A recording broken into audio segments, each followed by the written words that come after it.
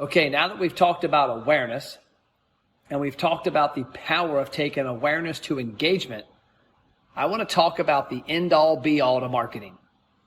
Your database. This is the number one asset you should have or that you do have for your business. It's the people that know, like, and trust you, the people that have raised their hands and said, here's my name, here's my email, here's my phone number, here's my birthday.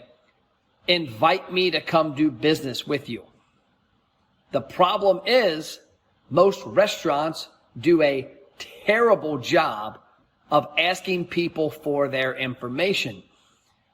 And honestly, probably the biggest reason they do a bad job is that they leave too many doors closed. And what I mean by that is there's a lot of opportunities for people to give you information, but you're not opening that door for the customer. You're not giving them an easy, seamless way to opt into what you're doing in your restaurant. You're not harnessing the power of that engagement on Facebook and Instagram. You might have a tool on your website, but the CTA to get them to give you their information is not very powerful. I'll never forget, and I won't mention the restaurant, but I'll never forget the national chain I visited a few years back that as I'm paying my bill, the young lady taking my money says, "You don't want to give me your email address, do you?"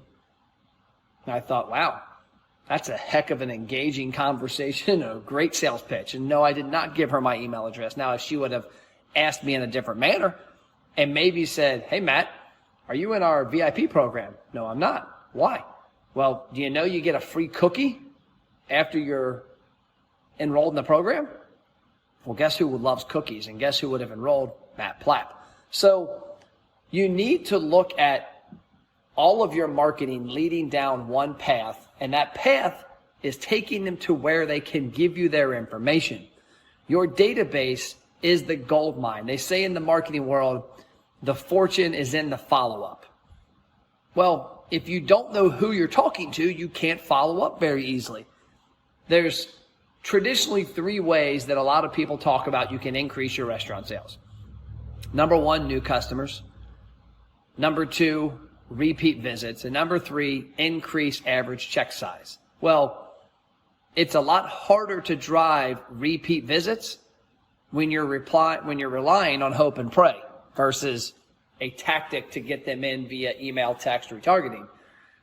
It's a lot easier to get people to upsell and make a bigger purchase or a different purchase or a different day part when you have an ability to digitally market that to them and you stop relying on your staff completely. And that first step of new customers, it's a lot easier to find new customers online specifically when you know who your ideal customers already are by having their data. In the next chapter, we're going to talk about tools to gather data. This chapter, I just want to cover the power of gathering data, the why of gathering data, because apparently messages like this have fallen on deaf ears because not too many restaurants do it. And there are a lot of unique places you can get that data from: your point of sale, your online ordering. There's even some tactics to generate data from third-party ordering. The biggest place you can get data, though, is from your customers when they engage with you online. But as I said in the last chapter, you've got to have an engaging call to action to get them to engage. When you think about data, I want you to think about the value of data and how other people use it. I want you to think about advertising, radio stations, TV stations, direct mail companies, yellow pages. Yes, they still exist. I just got a yellow page the other day at my house.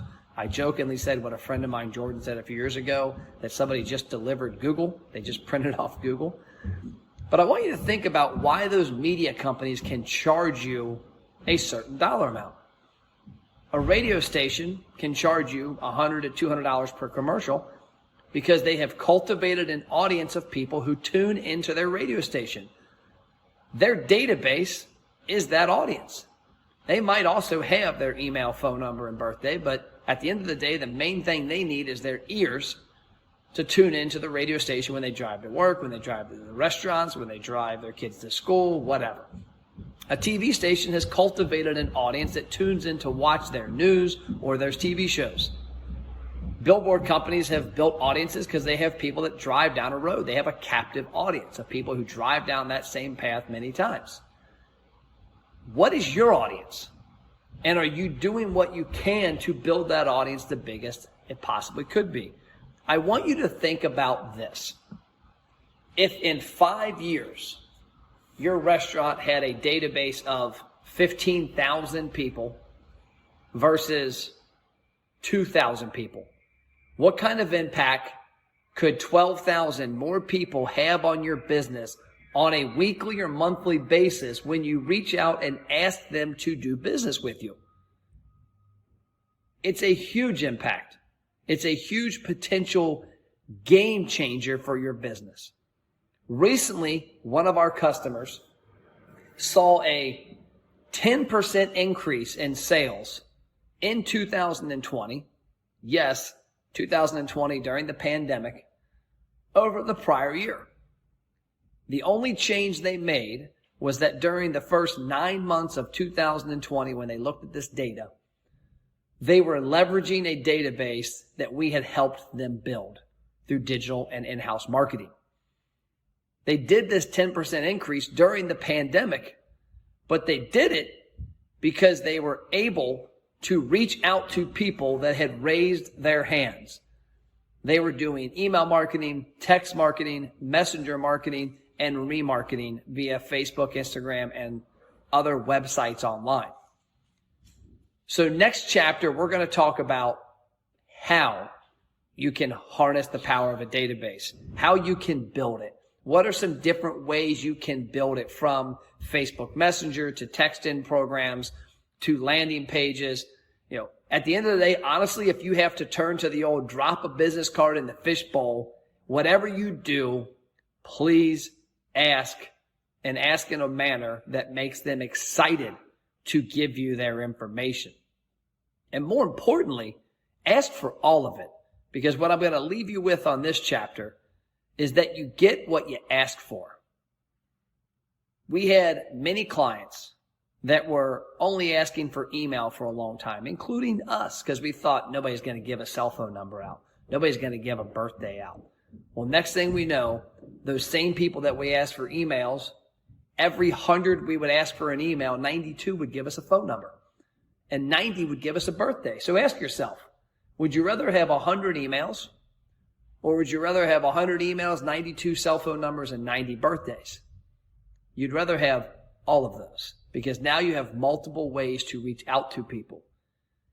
So in the next chapter, we're going to dig into mechanisms, because there's a lot of avenues that you can use to get people's information. I'm not going to sit here and preach that the manner that we use in the ROI Engine Marketing Program is the only way. It is a great way. And what we've seen over 5 years of testing is what I think the best way.